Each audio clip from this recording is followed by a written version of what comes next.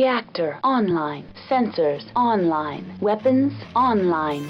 All systems nominal.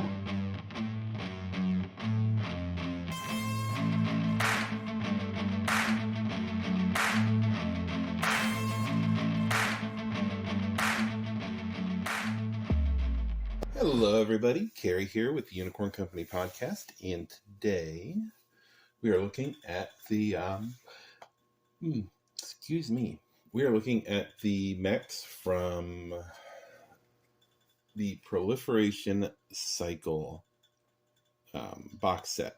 Now the Proliferation Cycle box set, this one has been provided to me by Fortress Miniatures and Games, though it is available from them for $29.99. Normally it retails for $39.99, but they do go and they provide a discount on all of their products, which is awesome. And if you want to pick it up, just go to fortressminiaturesandgames.com, look under Catalyst, and then under Force Packs, and you'll find it there. So let's go ahead and start. First, this card I showed you here, the Proliferation Cycle card, this has a code on the back that lets you get a copy of the Proliferation Cycle anthology. If you go to catalystgamelabs.com/store, you can find the anthology there. You enter the code and you get a free copy of the anthology. So let's start off with the first mech here. It's a clan mech. What gives? Oh, well, it's the first Omni mech. This is the Kyotl. For those of you who are unaware, the first Omni mech was made by Clan Coyote.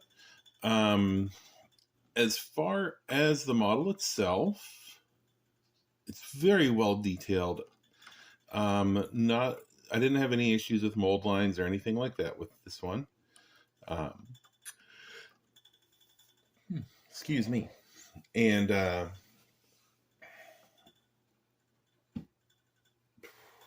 trying to think. The only thing I would say that I didn't care for on it, on the back, these vents on the two pods, they seem to be, I don't know, they don't hold the detail as much as I think they wanted them to, because those are supposed to both be, have grooves all the way down, like slats for like a radiator. Other than that, the model's pretty good, and I do very much enjoy it. It is in Unicorn Company colors because it is available to mercenaries in the Ill Clan era. And of course, Unicorn Company is going to take any clan tech they can get their hands on. So, the first one we have here is the Kyotl Prime. The Kyotl Prime is a battle mech, size 2, TMM3, 14 inches of movement. Is a striker, 443 for short, medium, and long with no overheat. Has armor of 5, structure of 2 with case, indirect fire 1, and omni. And it comes in at 48 points. Overall, I mean, this is for its points, it's a good mech.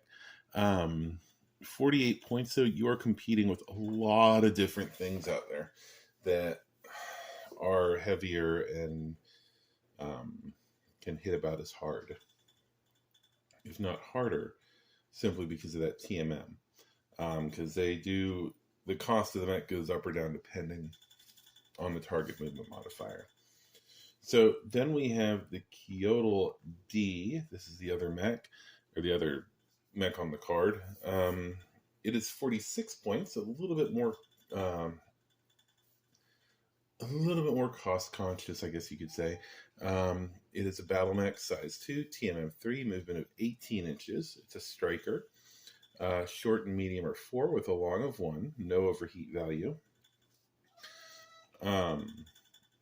Same armor and structure as before. It does, however, have case, omni, and tag. So, to be fair, in the current meta, if you're playing it competitively, this is the one I would go with, simply because tag is far more useful right now in the current meta, where artillery has become a very big thing. At least when I went to Southern Assault this past during this month, earlier this month, tag was something that was quite useful because there was a lot of Arrow 4. And this keeps you from having to buy a dedicated spotter. As far as the pilot cards, we first have Ikaterin Gruber, who is a 2/2. Ikaterin's special ability is Human TRO, a +1 modifier when rolling on determining critical hits tables, which is a really nice ability to have. The other one we have here is Mansa, who is a 2/3. Mansa has Natural Grace, reduce the cost of entering buildings or ultra heavy terrain by 1 MP, -1 target modifier to piloting skill rolls, and falling damage from buildings or falls or setting off mines. May torso twist 2 hexes instead of 1. May flip a single arm regardless of which actuators are present, which I believe is by far the better ability, part of that ability. Because it effectively makes it where, even though, yes, you still have a rear arc, you don't have a rear arc. You can shoot whoever moves back behind you very easily with all your weapons. So that is a Kyoto. The next mech we will be looking at is the Firebe. Now, the Firebe was the Capellan Confederation's first foray into battle mechs. It's a light mech, and very much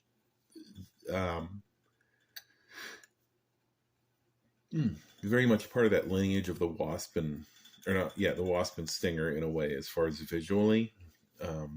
Mind you, this was designed and built after, or designed for the game after the Wasp and Stinger, so they were sort of like hearkening to those with an older model. So the Firebe itself, the model is actually quite well done. I didn't run into any issues really, and all the details are crisp and clean. The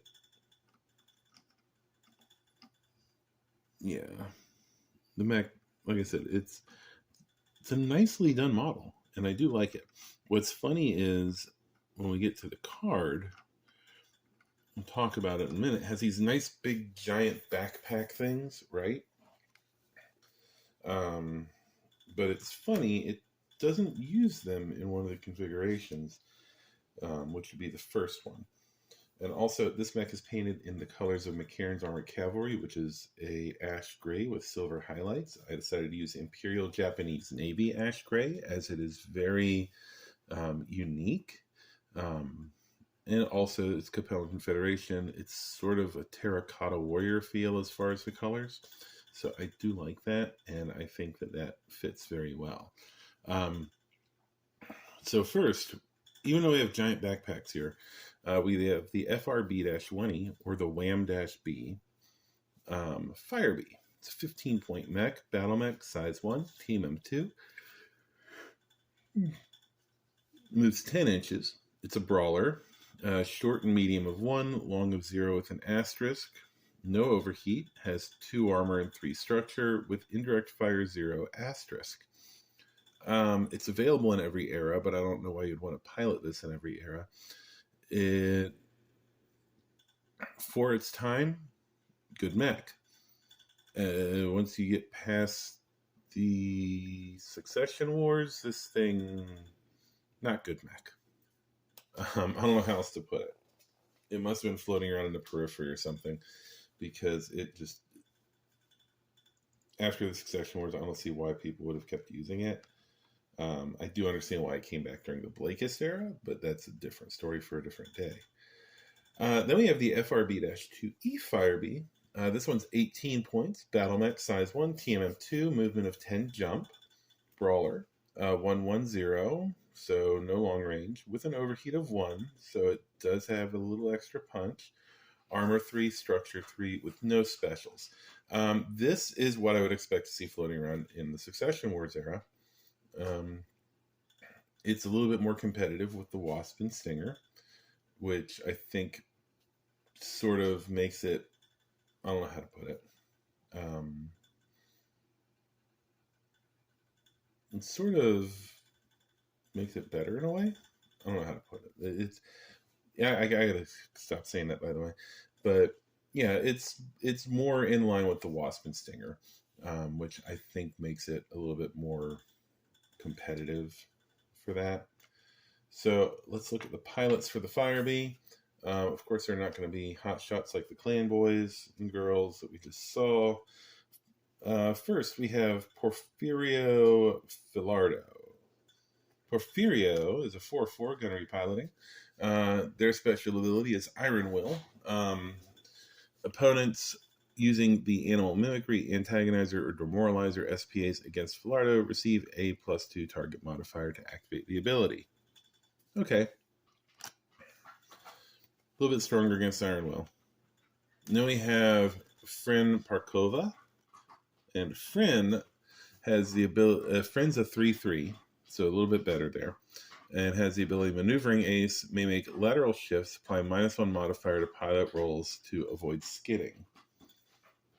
This one's a much better ability and a better pilot. I think I like that one. But yeah, beautiful little proto stinger in a way. All right, after that, we have the Free Worlds League's first mech, which is oddly called the Icarus 2, which leads me to believe there's an Icarus 1 that we just don't know about or something. The Icarus 2 is a medium mech. It's the first of the medium mechs in the group, other than the clan mech. Other than the clan mech, so it's going to be your first inner sphere medium that we're going to be seeing here. The Icarus 2, the model is wonderful, but at the same time, this thing was a nightmare. So let me explain. So first of all, the model itself, very well detailed model. I do like it. I especially love the exposed hip actuators, where you've got like all the ball joints there and stuff. Kind of gives it that primitive feel. You do have this weird arm part that is part of the miniature that is in the art, but okay. So Icarus 2, the model is cool. It's wonderful. I like the model. I have no problems there. The paint, when I painted it, I used the purple from the new paint kit. And I had painted all the details and everything. So that way I would just have to clear coat it. Well, I went and clear coated it, and the purple bled through everything. So, if you are painting something purple, like this Eris, then make sure that you clear coat before you put on the details. Otherwise, you'll be repainting all your details on top of it. Just a word to the wise. Oh, I apologize. I have sniffles too. This time of year, I end up getting stuffy noses all the time. It sucks. So, let's look at the Icarus, the ICR-1S Icarus. This is Icarus 2, I didn't mean to say. It's 22 points. It's a battle mech, size 2, TMM of 1, 8 jump, brawler, 320, so no long range, but it also hits the hardest of any medium mech that we've seen so far in that era. No overheat value. Armor of 4 and structure of 3 with AC 110.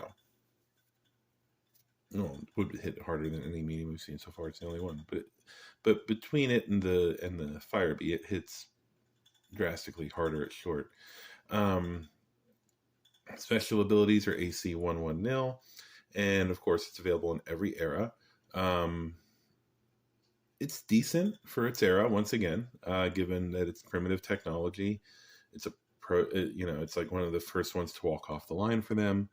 But they do upgrade it. And of course, that upgrade comes the ICR-2S Icarus 2. Now, this one is a battle mech size 2, TMM2, movement of 10 jump. So now it's moved into a completely different bracket as far as TMM. Brawler, 221, loses the short range, gains some long, overheat of 0, armor of 4, structure of 2, with flak 111, all for 24 points. The flak 111 makes this a very good mech as far as like low-end mediums go. and trooper mediums, simply because if you are facing VTOLs, this is going to take care of your VTOL issue. Yes, Itty, I hear you. My cat's talking to us. Well, it's not going to take care of it, but it's going to help because you can actually hit the VTOLs, which are insufferably hard to hit. Oh, she wants me to do a thing. I don't know what she wants me to do. She doesn't go outside, so I don't know. Anyway, so that is the Icarus 2. Let's look at the pilot. First, we have Krina Quain. Krina is a 4/5 gunnery piloting. Special ability is Headhunter. Quain can automatically identify enemy command units and gain +1 initiative bonus, cumulative, max of 3 for each opposing command unit destroyed, disabled. If no enemy units are designated as command units, the highest BV cost unit in each formation is considered the command unit. So a nice little ability that lets your initiative keep getting better the more you kill commanders. I think that's interesting, actually. Then we have Prem Findanis. Prem is a 3/5 and has Bloodstalker, -1 to hit modifier against a single enemy, +2 against all others, until that enemy retreats or is disabled or destroyed. And Jumping Jack, which reduces the movement modifier from +3 to +1 when firing after jumping, meaning that Frem can jump, and as long as they're chasing their prey, they do not get a movement modifier, which is awesome. Well, attacker movement modifier, which doesn't really apply in Alpha Strike, but she's having a morning or afternoon. All right, next up is the Gladiator. The Gladiator model. Once again, I like this model with the red. This is also the speed paint. You can see some bleed through on the tops of these. I didn't notice it before I had it under the light. So this is the Gladiator. Overall, the model is really well done. As you can see, the details on the mech, they take paint very well. I don't think I had any egregious mold lines on here or any clip points that were really a big issue. The only thing I find weird is the top on the original. These were much more pronounced. So it's sort of weird in that it feels like it's missing that pronounced ridged head. But other than that, I do like the model. And I like what they did with the back jump thingies. They're much nicer than on the metal one. So let's look at the mech itself as far as the mech capability cards that came with it, the Alpha Strike cards. You have a GLD-1R Gladiator. It's 27 points. Type Battle Mech, size 2, TMM1, movement of 8. It's a brawler. 220 with no overheat. Also, it has 6 armor, blowing away the Icarus in armor capability, and structure of 5 with the special ability of ENE, meaning this will paper cut you all day. It's not going to kill you outright, but oh my god, it's you're going to take forever killing it. Then we have the GLD-1R Keller. This is piloted by Alex Keller, who gained fame during the Blakist era. It's Battle Mech, size 2, TMM2, movement of 10 with 12 jump. It's a skirmisher, short and medium of 3, long of 0, overheat 0.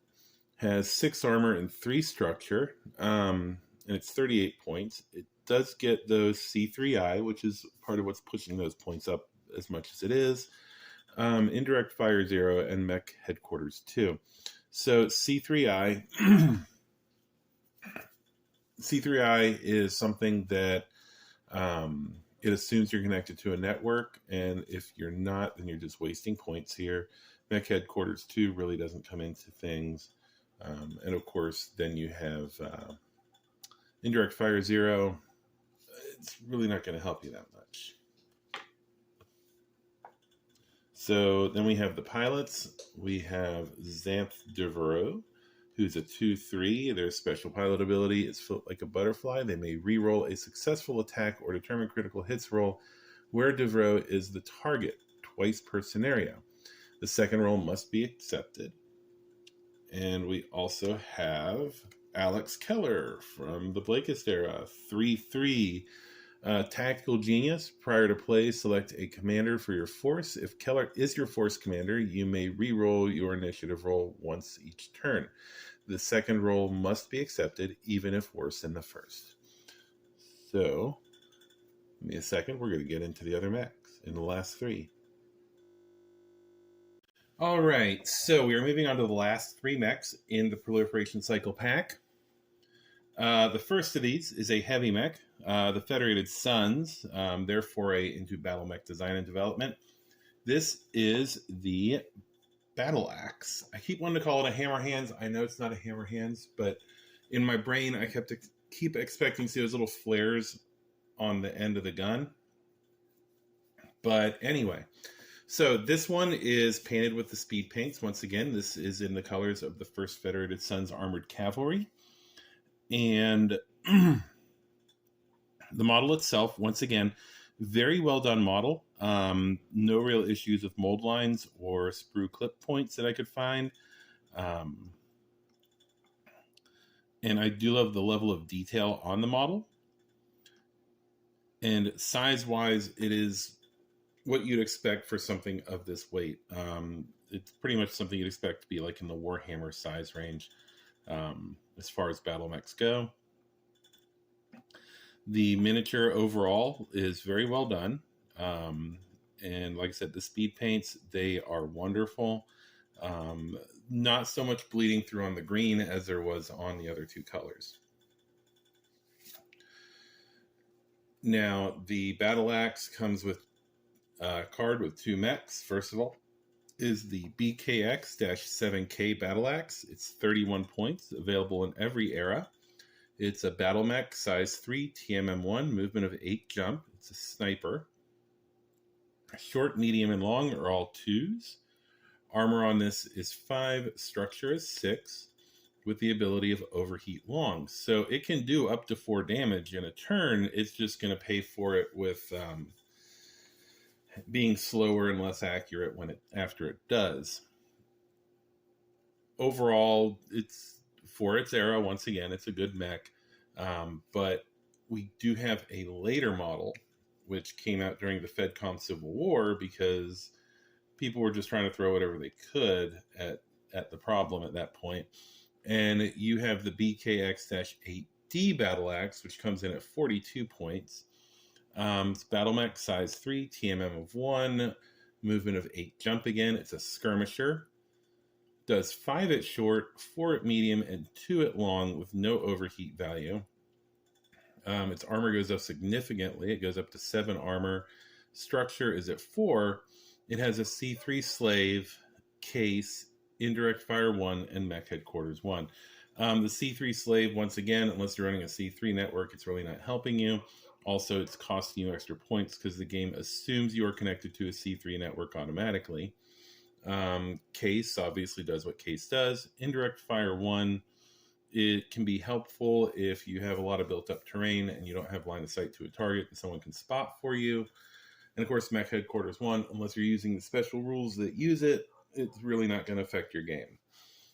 Overall, I mean, out of the 2, I would take the 8D, obviously. But, you know, it's a decent mech for the era. It's nothing amazing. But it does have a lot of armor compared to the older one. And it would be a good comparable mech to like a Warhammer from the era. So it's, you know, it's nothing to laugh at, but it's also not anything that's like exceptionally amazing. Overall, a good mech for its size. And then we have the pilots. We have first Lucille Mansdotter, who is a 4/4 gunner pilot. Her special abilities are multitasker, may make an attack against a secondary target in the front arc at a +0 to hit modifier, which is nice. and in the side or rear arcs at a +1 to hit modifier. Also pretty nice. And then we have Hot Dog, apply a -1 target movement modifier or target modifier for all rolls to avoid overheating effects. So Lucille can push her machine that much harder, you know, as far as pushing the heat scale up. Then we have John Gordon. I love this name. It's so simple. It's so, I don't have to like figure out how to pronounce it. So John is a 3/4 gunnery piloting. Special abilities are Inspiring Commander 2. Now, this is a unique ability that I've seen so far, in that what it does is Gordon may grant the ability to reroll a failed attack roll twice per scenario. The second roll must be accepted. So this isn't just Gordon does a thing for himself. This is Gordon can help other people in the unit. Help other people in the unit by having them reroll attack rolls. You can do it twice, and I think it's awesome. I don't think I've come across this SPA before. So that's pretty cool. And like I said, the model itself, really well done. I love the details on it. Still learning some of the control techniques with this new paint, just because it's, you know, although I do need to run it through an airbrush and see what it does. But yeah, that is the Battle Axe. Next, we have the Lyran Commonwealth's entry into mech combat. Move it up here. The Amir. Now, the Amir is, for lack of better words, it's weird. I find the mech to be lanky. I don't know how else to put it. It has these really long, thin legs. It's got a short, wide torso. Overall, there are mold lines on both the arms that are quite visible if you don't remove them, which I didn't notice until after I painted it. It's well detailed. I mean, I like the model itself as far as the level of detail and you know what they've put into it. This arm reminds me of a Thunderhawk arm, and this arm reminds me of an Orion arm. But yeah, and the missile launchers, they're pretty clearly defined. They're not amazingly defined, but they're good enough. But yeah, so the Amir, like I said, it's a good model. It's probably has the most mold line issues of any of the ones from this set. So let's take a look at the Amir as far as its cards. We have the BWP-X1 Amir. It's 34 points. It's a battle mech, size 4, TMM1, movement of 6. It's a missile boat, short, medium, and long of 2 with an overheat of 1. Armor is 6 and structure is 7 with an indirect fire of 1. So, and it's available in every era.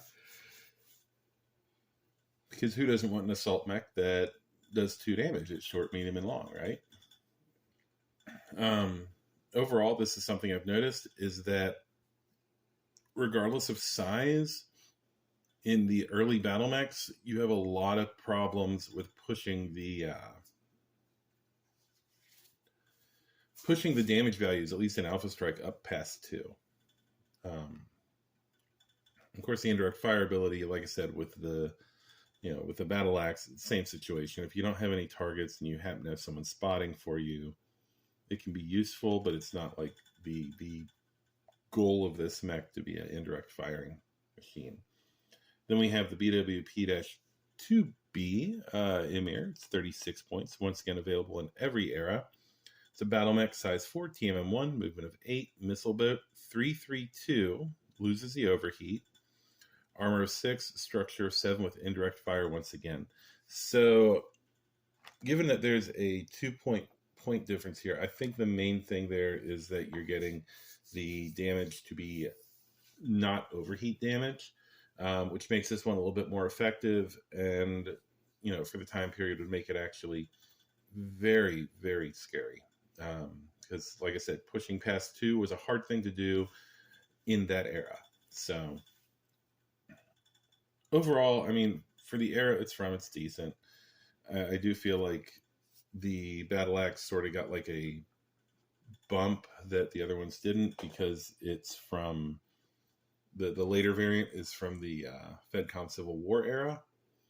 So yeah, it's a little bit of an advantage there. So the first pilot we have here is Orionis Birch. Orionis is a 3/5 gunnery piloting. Their special pilot ability is Sharpshooter. If remaining stationary and not making physical attacks, may fire one weapon only as an aimed shot. Successful attacks grant extra potential critical hit, even if armor remains on the location.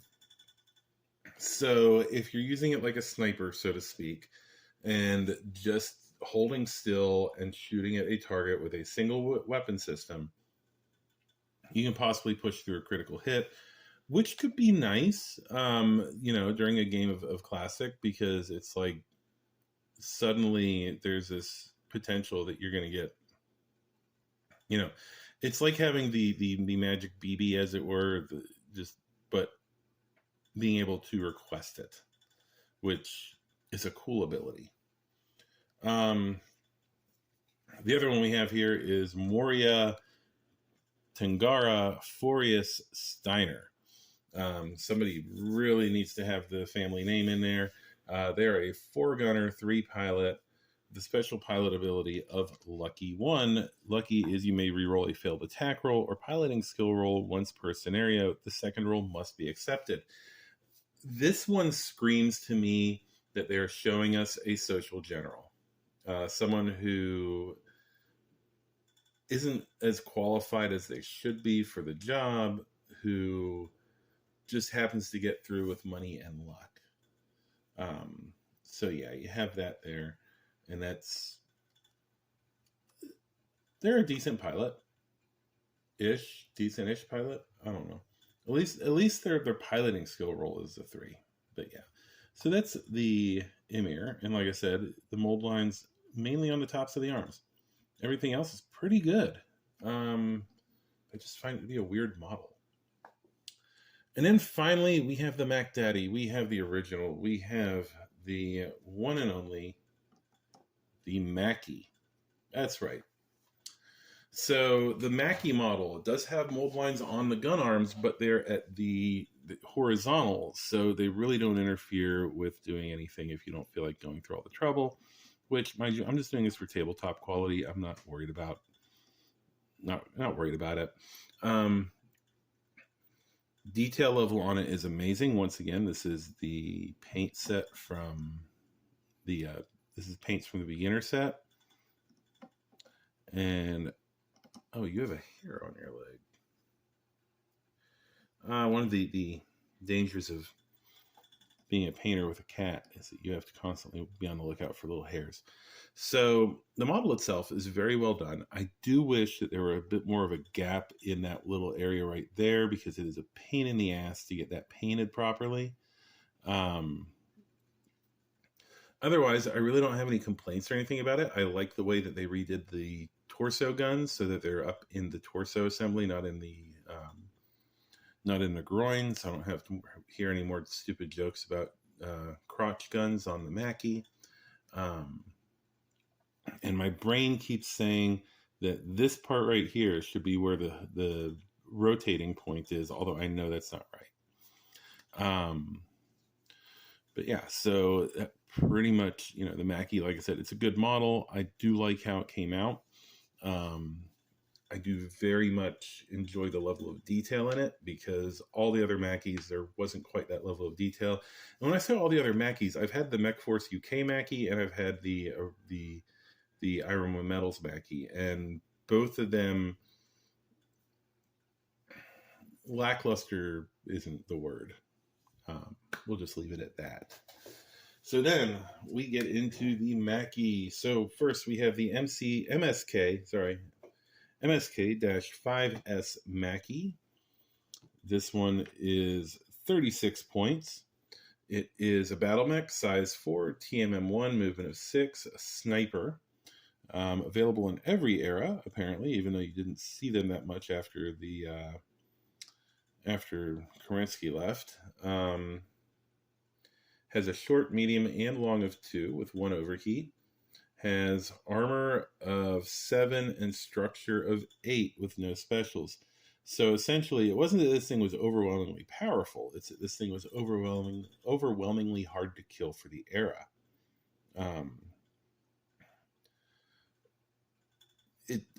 Once again, for the era, it's decent. Like I said, it's hard to push past 2 damage during the early era of the battle mechs. But let's look at the other side. We have the MSK-9H. Now, this was a Star League model, if I recall correctly, because the Star League Defense Force kept refitting this thing over and over and over and over. The 9H is 51 points. It is a battle mech size 4, TMM1, movement of 6. It's a juggernaut, once again. 3 at short, 4 at medium, and 2 at long, with 1 overheat. Armor, this thing is pretty much maxed out, I believe, at least for standard armor. 10 armor and 8 structure. So this would have been, it doesn't hit like a brick, but oh my goodness, is it going to like take forever to drop it in the, in the era that it's from. Specials on it are AC 110, really not useful during the era because specialty ammo didn't exist yet. Case, probe, and recon. So it has an active probe system, so it is able to detect hidden units. Recon just comes with that, and I don't remember what it does in Alpha Strike. I've never seen it actually used to its fullest potential. So yeah, that is the card for the Mackie, and that 9H is terrifyingly good for when it's from. Mind you, there's some stuff in there like the King Crab 000B, which just like would make a Mackie wet its pants. So first, we have Gorka Torrent. Gorka is a 4/5 gunnery piloting, and as you can see, their special ability is Demoralizer. The ability is, instead of a weapon attack, select one target in line of sight within 10 hexes. Torrent's unit makes a piloting skill roll with a +4 modifier. Success for 1 turn. The target may only expend walk, cruise, MP, cannot move closer to this unit, and suffers an additional +1 to hit modifier on all attacks against the unit. Failed, no effect.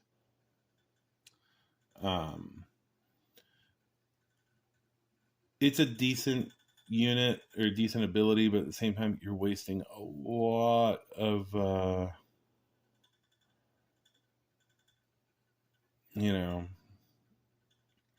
wasting a lot of potential with firepower. Now, what's funny is, even though he's listed as a affiliation house Cameron in the 191st Royal Battle Mech Division, if you read the card, he decided to join Amaris, and apparently was a total ass.